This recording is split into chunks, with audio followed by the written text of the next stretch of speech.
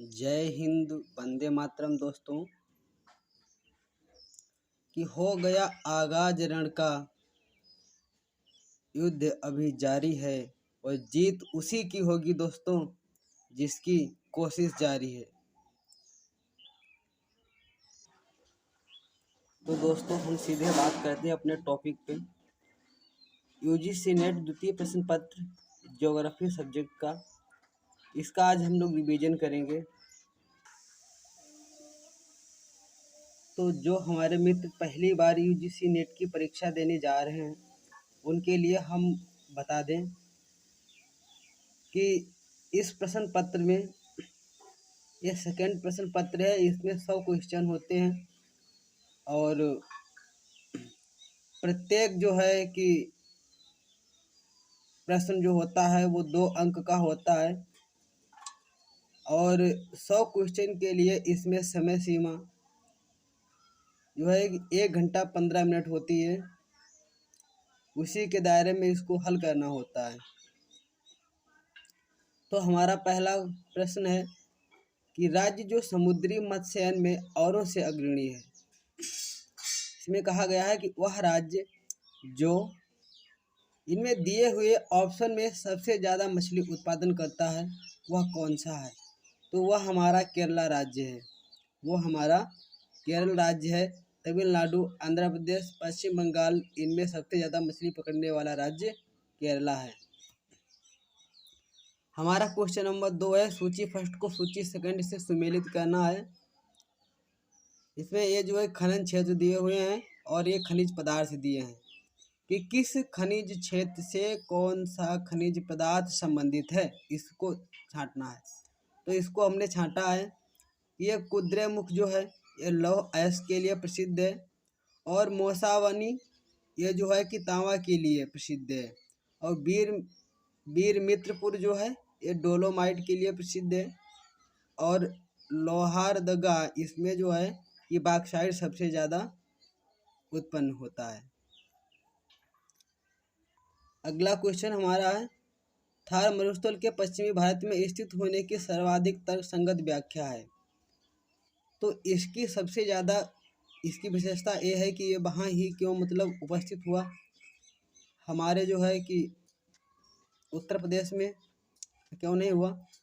तो इसकी ये भूमिका है कि राजस्थान के उत्तर की ओर किसी पर्वत की अनुपस्थित है जो वहाँ पर्वतीय वर्षा कराने में अक्षम है। ठीक है, कि राजस्थान के उत्तर की ओर किसी पर्वत की अनुपस्थित जो वहाँ पर्वतीय वर्षा करा सके।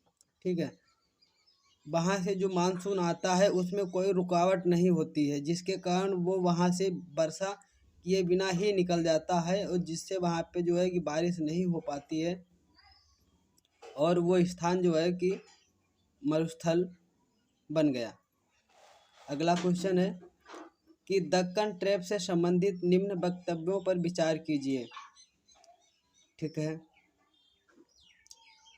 तो इसमें जो है कि क्रिटेशियस से इओसीन तक प्रायद्वीपीय भारत में तीव्र ज्वालामुखी क्रिया हुई। तो ये हमारा बिल्कुल सही है। और अगला है कि ज्वालामुखी लावा क्षैतिज परतों के रूप में फैल गया जिसने पहले से मौजूद स्थलाकृति की अनियमितताओं को भर दिया। तो हमारा ये सेकंड वाला भी वक्तव्य बिल्कुल सही है। नंबर 3, ट्रैप प्रदेश में शंक्वाकार पहाड़ियाँ तथा विस्तृत समतल धरातल मिलते हैं। और ये भी हमारा सही है कि ट्रैप प्रदेश में शंक्वाकार पहाड़ियाँ तथा विस्तृत समतल धरातल मिलते हैं। और अगला हमारा कुछ कि सूची फर्स्ट को सूची सेकंड से मिलाना है। इधर प्रपात दिए हुए हैं और इधर उनसे संबंधित नदियाँ दी हुई हैं। तो जो हमारा जोग जलप्रपात है ये जो है कि सारावती नदी पे बनता है और भेड़ा घाट जो है कि ये हमारा जो है कि नर्मदा नदी पर बनता है और शिव समुद्रम जो है कि ये कावेरी नदी पर बनता है और हिंद्रू जो है हमारा स्वर्ण रेखा नदी पर बनता है। अगला क्वेश्चन है कि थानवेट के जलवायु वर्गीकरण में लगभग समूचा उड़ीसा राज्य आता है। ठीक है, तो इसमें जो है समूचा उड़ीसा राज्य जो है कि ये आर्द्र वर्ग में आता है, ठीक है। थानबेट के जलवायु वर्गीकरण में लगभग समूचा या संपूर्ण उड़ीसा राज्य जो है कि ये हमारा आर्द्र जलवायु वर्ग में आता है, तो इसको याद रखेंगे। अगला क्वेश्चन है, कोपेन का AMW जलवायु प्रकार मिलता है। तो ये जो है कि कोपेन का AMW जलवायु प्रकार जो है वो गोवा के दक्षिणी में स्थित भारत के पश्चिमी घाट पर मिलता है। कहाँ मिलता है? गोवा के दक्षिण में स्थित भारत के पश्चिमी तट पर मिलता है। अगला क्वेश्चन है हमारा कि प्रायद्वीपीय भारत की सुस्तरी मृदा संबंध रखती है। प्रायद्वीपीय भारत की सुस्तरी मृदा संबंध रखती है। ये जो है कि इसका संबंध लाल मृदाओं से है। प्रायद्वीप भारत की सुस्तरी मृदा जो है इसका संबंध लाल मृदा से है। अगला क्वेश्चन है, भारत में प्रधान वन उत्पाद है। तो भारत में जो है कि वनों से जो लकड़ी प्राप्त होती है वो हमारे यहाँ इमारती लकड़ी है। यहाँ पे जो है कि साग है, सालौन है, पीपल है, वो क्या नाम, शीशम है। इस प्रकार के जो है कि पेड़ अत्यधिक मात्रा में मिलते हैं जो है कि इमारत बनाने में काफ़ी अच्छे होते हैं। क्वेश्चन नंबर 10 है हमारा कि निम्नांकित वक्तव्यों पर विचार कीजिए कि भारत में दक्षिणी पश्चिमी मानसून की उत्पत्ति होती है प्रमुखता। इसकी जो है उत्पत्ति होती है जो नीचे कुछ वक्तव्य दिए गए हैं, जैसे पंजाब के मैदान में निम्न वायुदाब के कारण। कि इसमें जो है आपको खोजना है कि भारत में दक्षिणी पश्चिमी मानसून की उत्पत्ति होती है, जिसके कारण क्या है। तो कारण दिए हुए हैं, पंजाब के मैदान में निम्न वायुदाब के कारण। दूसरा है 8 अंश उत्तर अक्षांश के दक्षिण में स्थित क्षेत्रों में उच्च वायुदाब के कारण। और अवरोही पवन धाराओं द्वारा विषुवत रेखीय निम्न वायुदाब के क्षेत्र भरे जाने के कारण, हिमालय के कारण। तो इसमें हमारे जो है कि फर्स्ट, सेकंड और थर्ड सही है। ऑप्शन जो वक्तव्य हैं वो सही है। पहला, पंजाब के मैदान में निम्न वायुदाब के कारण भी जो है कि मानसून की उत्पत्ति होती है, दक्षिण पश्चिम मानसून की उत्पत्ति। और 8 अंश उत्तर अक्षांश के दक्षिण में स्थित क्षेत्रों में उच्च वायुदाब के कारण भी इसकी उत्पत्ति होती है। और अवरोही पवन धाराओं द्वारा विषुवत रेखीय निम्न वायुदाब के क्षेत्र भरे जाने के कारण भी हमारे दक्षिणी पश्चिमी मानसून की उत्पत्ति होती है। क्वेश्चन नंबर हमारा 11 है कि भारत में क्षेत्रीय विस्तार के विषय में नीचे दी हुई मृदाओं के अवरोही क्रम का सही क्रम है। तो इसमें हमारा ऑप्शन बी वाला सही है कि जलोढ़ मृदा, लाल मृदा, काली मृदा और लैटेराइट मृदा, ठीक है। तो भारत में क्षेत्रीय विस्तार के विषय में नीचे दी हुई मृदाओं के अवरोही क्रम का सही अनुक्रम है। तो जलोढ़ मृदा है, लाल मृदा, काली मृदा और लैटेराइट मृदा, ठीक है। इसके बाद में हमारा क्वेश्चन अगला है, साल वृक्ष केंद्रित है। तो साल वृक्ष जो हमारा मध्य प्रदेश में मिलता है। साल वृक्ष हमारा मध्य प्रदेश में जो है कि इसकी बहुलता पाई जाती है। अगला क्वेश्चन है, निम्नांकित कृषि उत्पादों में से कौन सा एक भारत के लिए विदेशी मुद्रा का बृहत्तम अर्जक है। तो इसमें हमारे यहाँ जो है कि चाय जो है कि सबसे ज़्यादा जो है कि विश्व में इससे जो है कि हमारे देश को पैसा आता है। निम्नलिखित कृषि उत्पादों में से कौन सा एक भारत के लिए विदेशी मुद्रा का बृहत्तम अर्जक है। जो चाय जो है कि वो हमारे देश में विदेशी मुद्रा को जो है कि ज़्यादा पैमाने पर अर्जित करती है। अगला हमारा क्वेश्चन है, इसमें सूची फर्स्ट को सूची सेकंड से सुमेलित करना है दोस्तों। तो जो हमारा चना जो है ये कहाँ उत्पादित होता है, ये मध्य प्रदेश में उत्पादित होता है। और गेहूँ जो है कि इंडिया में सबसे ज़्यादा उत्तर प्रदेश में उत्पादित होता है। और जो तंबाकू है ना, तो तंबाकू गुजरात में सबसे ज़्यादा बड़े पैमाने पर पैदा होती है। और ज्वार है ये जो है कि हमारे महाराष्ट्र में सबसे ज़्यादा पैदा होता है। ज्वार कहाँ पैदा होता है दोस्तों, ये महाराष्ट्र में सबसे ज़्यादा बड़े पैमाने पर पैदा होता है। वन भूमि की प्रति व्यक्ति उपलब्धता सर्वोच्च है। तो हमारे यहाँ जो है कि वन भूमि की सर्वाधिक उपलब्धता सबसे ज़्यादा जो है असम राज्य में है, ठीक है। अगला क्वेश्चन है, निम्नांकित उद्देश्यों पर विचार कीजिए, ठीक है। तो ये कुछ कथन दिए हुए हैं और नीचे लिखा दामोदर घाटी परियोजना के प्रमुख उद्देश्यों में शामिल है कि ये कथन कौन कौन से जो है कि ये दामोदर नदी की घाटी परियोजना में उद्देश्यों में सम्मिलित हैं। ठीक है, तो इसके क्या उद्देश्य हैं दामोदर घाटी परियोजना के? तो इसके प्रमुख उद्देश्य हैं जो ऊपर सही हैं, वो बाढ़ नियंत्रण है, सिंचाई है और शक्ति उत्पादन है। ठीक है, और ये जो है कि इसके मुख्य उद्देश्य, तो हमारा ऑप्शन बी वाला सही हो जाएगा। ठीक है, फर्स्ट, सेकंड और फोर्थ जो हमारा सही है। अगला क्वेश्चन हमारा है कि निम्नलिखित युगों में कौन से सही सुमेलित हैं। ठीक है, तो इसमें जो दिया है कि ओखा जो है यह नमक के लिए प्रसिद्ध है, वहाँ पे नमक मिलता है। बस्तर जो है कि इसमें अभ्रक मिलता है और जोधपुर में जो है जिप्सम मिलती है। और जो है कि क्रोमाइट जो हमारा है यह महाराष्ट्र में मिलता है, नासिक इसके संग ये जो है कि गलत है। तो यहाँ पे जो है क्रोमाइट जो है वो हमारा महाराष्ट्र में मिलता है। ठीक है, तो इसके साथ हमारा ऑप्शन डी सही हो जाएगा।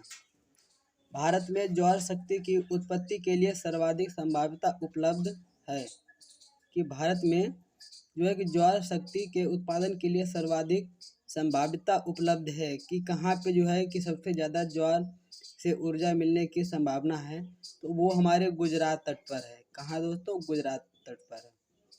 अगला क्वेश्चन है, भारत में कोयला खनन में महत्वपूर्ण घटनाएं निम्नलिखित हैं, तो उनका सही समयानुक्रम क्या है?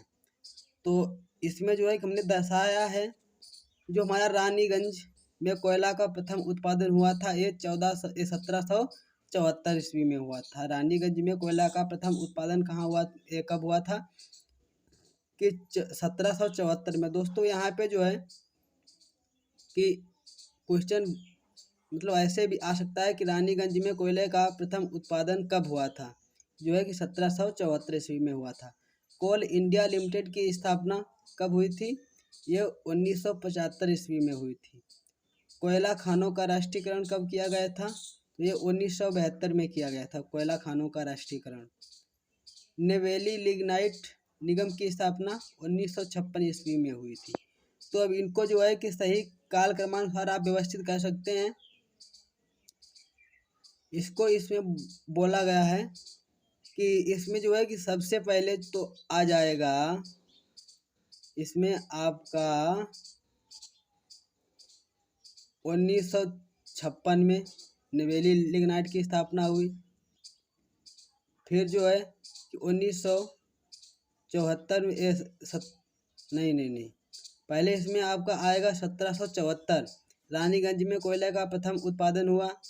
फिर उसके बाद में जो है कि नवेली लिग्नाइट निगम की स्थापना हुई 1956 में हुई। और फिर उसके बाद में 1972 में जो है कि कोयला खानों का राष्ट्रीयकरण हुआ। फिर 1975 में जो है कि कोल इंडिया लिमिटेड की स्थापना हुई। तो इसी के साथ में हमारा ऑप्शन ए सही हो जाएगा, पहला, चौथा, तीसरा और दूसरा।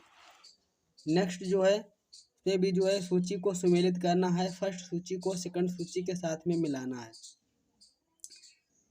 तो है जो रांची जो है वहाँ पे भारी इंजीनियरिंग उद्योग होता है। रांची में क्या होता है? भारी इंजीनियरिंग उद्योग होता है। जो हमारा पेराम्बूर है वहाँ पे इंटीग्रल सवारी डिब्बा बनता है। कहाँ बनता है? पेराम्बूर में। और नरौरा जो है ये हमारे उत्तर प्रदेश में परमाणु शक्ति केंद्र है। और जो भोपाल है, भोपाल भारी विद्युत सामान बनता है। भोपाल में क्या बनता है? भारी विद्युत सामान बनता है। तो इसी के साथ हमारा ऑप्शन जो है ये सी मैच होता है। ठीक है, पहले का तीसरा, बी का दूसरा, सी का चौथा और डी का दूसरा सही हो जाएगा। अगला क्वेश्चन हमारा है कि पाकिस्तान के समुद्र तट का भौगोलिक नाम क्या है? तो पाकिस्तान के समुद्र के तट को मरकान तट कहा जाता है। ठीक है, मरकान तट। अगला क्वेश्चन हमारा है कि निम्नलिखित राज्यों का सही अवरोही क्रम उनकी लिंगानुपात के अनुसार है। कैसा? अवरोही क्रम, मतलब ऊपर से नीचे का क्रम, अवरोही, उतार वाला। तो सबसे ज़्यादा लिंगानुपात केरला, फिर कर्नाटका हो जाएगा, फिर झारखंड हो जाएगा, उसके बाद में बिहार हो जाएगा। ठीक है दोस्तों, उसके बाद में हमारा बिहार हो जाएगा। तो ऑप्शन हमारा फर्स्ट वाला सही हो जाएगा। क्वेश्चन हमारा अगला है कि मूल्य के संदर्भ में भारत बृहत्तम निर्यातक है। तो मूल्य के संदर्भ में भारत जो है कि कृषि उत्पादों का बृहत्तम निर्यातक है दोस्तों। ठीक है, हमारा अगला क्वेश्चन है कि निरपेक्ष जनसंख्या के संदर्भ में राज्यों के निम्नलिखित युग्मों में से किस युग्म में अन्यों की अपेक्षा अनुसूचित जातियों की संख्या का उच्चतम स्तर है? तो ये जो है कि ऑप्शन दिए हुए हैं, इनमें सबसे ज़्यादा अनुसूचित जातियों की संख्या का उच्चतर स्तर उत्तर प्रदेश और पश्चिम बंगाल में है। कहाँ है दोस्तों? उत्तर प्रदेश और पश्चिम बंगाल में है। हमारा नेक्स्ट क्वेश्चन है कि निम्नलिखित राज्यों के बारे में विचार कीजिए। और नीचे दिया 2011 की जनगणना के अनुसार इन राज्यों के नगरीकरण के स्तर का सही क्रम है। तो इनका नगरीकरण के स्तर का सही क्रम है 2011 के अनुसार। तो नंबर 1 पे इसमें महाराष्ट्र हो जाएगा, नंबर 2 पे कोलकाता हो जाएगा, और फिर उसके बाद में नंबर 3 पे दिल्ली है, और नंबर 4 पे चेन्नई हो जाएगा। तो ऑप्शन हमारा सी वाला सही हो जाएगा, थर्ड, फर्स्ट, फोर्थ, सेकंड। यहाँ पे दोस्तों कुछ कथन दिए गए हुए हैं और उनका कारण दिया गया है। तो इनमें जो है कि उपरोक्त जो है कि ऑप्शन के हिसाब से इनमें जो है कि आपको चयन करना है। ठीक है, तो वितलीय शैलें गंभीरस्थ उत्पत्ति वाली अंतर्वेदी शैलें होती हैं। जो वितलीय शैलें होती हैं वो गंभीरस्थ उत्पत्ति वाली अंतर्वेदी शैलें हैं। तो ये हमारा सही है। ठीक है, और फिर इसका कारण आ रहा है कि वितलीय शैलें अत्यधिक गहराई में बड़े रबों के साथ धीरे धीरे ठंडी होती हैं। तो हमारा ये दूसरा वाला भी इसका कारण भी सही है, पर इसमें जो इसका जो है कि सही स्पष्टीकरण नहीं करता है। तो हमारा ऑप्शन बी वाला सही हो जाएगा। ए और आर दोनों सही है, परंतु आर ए का सही स्पष्टीकरण नहीं है कथन। क्वेश्चन नंबर हमारा अगला है कि सीधा ढाल डब्ल्यू पिंक द्वारा माना हुआ एक प्रकार है।